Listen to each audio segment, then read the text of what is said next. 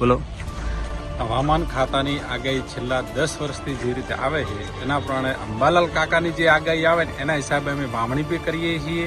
એના હિસાબે અમે વાવણી રોકી પી દઈએ ને કરી પી દઈએ. અંબાલાલ કાકાની જે આગાહી આવે છે, પરેશભાઈ ગૌસ્વામીની જે આગાહી આવે સચોટ જ નીકળે છે. અમે હવામાન ખાતાની આગાહી તો નથી જોતા, એના પહેલા અંબાલાલ કાકાની આગાહી જોતા હોઈએ છીએ.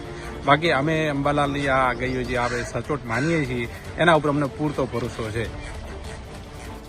વિજ્ઞાન જાથાનો જયંત પંડ્યા જે છે એમનું કહેવું એવું છે કે અંબાલાલને એ પરેશ ગૌસ્વામીને આ હવામાન જે નિષ્ણાતો છે એ આગાહીઓ આમનામ કરી દે છે, ખોટી કરે છે.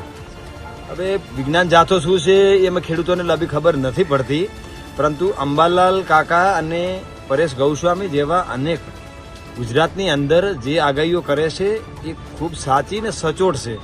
એનો તમને સીધો ને સાદો દાખલો આપી દઉં.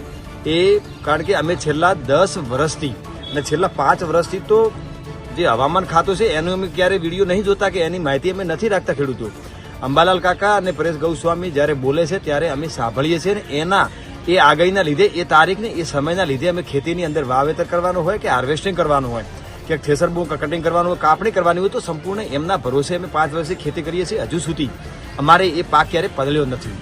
અરે બીજું તો છોડો, જ્યારે લગ્ન હોય છે ને ત્યારે અંબાલાલ કાકાને પૂછવું પડે છે કે કઈ તારીખમાં વરસાદ કે માવઠું નથી, તો એ તારીખમાં આપણે લગ્ન રાખીએ જેનાથી મંડપ ઉડવાની શક્યતાઓ ઓછી રહે.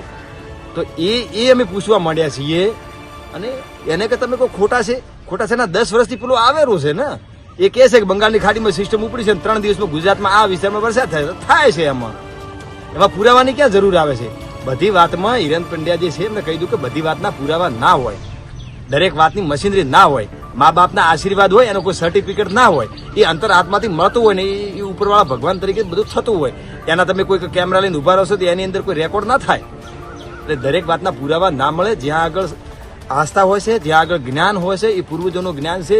હોળીના દિવસે કયો પવન વાયો હતો એનો નોંધ કરીને એ પવનથી 72 દિવસે આ જગ્યાએ વરસાદ થાય, એ બધું એ વિજ્ઞાન અલગ છે. આ ગઢીઓનું વિજ્ઞાન છે, આ વડીલોનું વિજ્ઞાન છે, અને એ વિજ્ઞાન થકી અંબાલાલ પટેલ આપણને આગાહી કરતા હોય છે. એ કોઈ ખોટી આગાહી નથી. એટલે મહેરબાની કરી અને આવા કોઈ સેવાભાવી વ્યક્તિ ઉપર કોઈ લાસર લગાડનારા હોય તો એવા લોકો મહેરબાની કરીને કહું છું કે તમારું વિજ્ઞાન તમારી જોડે રાખો. અમે તમારા વિજ્ઞાનનો વિરોધ નથી કરતા અને અંબાલાલ કાકાનો અમે વિરોધ નથી કરતા. તમે બંને જગ્યા બંને સાચા છો, પણ એકબીજાને પુરાવાની જરૂર નથી હોતી.